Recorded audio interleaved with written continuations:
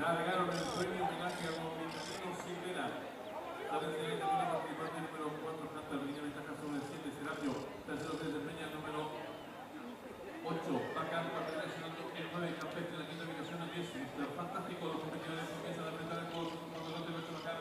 Pequeña ventaja sobre el 9, Campestre. Tercero mejorando la ubicación el número 10, Mr. Fantástico. Cuarto se desempeña el 4, Canto, en la quinta ubicación el 7, Serapio. Los participantes están en mitad de codo, lucha de la tira el 8, Bacán, pequeña ventaja sobre el número 9, Campestre. Abierto gana el número 10. Mr. Fantástico en la cuarta ubicación, el cuarto número 4, Canto, y los competidores. El premio homenaje a don Victorino Silvera está en la recta final. Va a haber lucha de la tira por fuera, el número 10, Mr. Fantástico, segundo y el número 9, Campestre. Entre ambos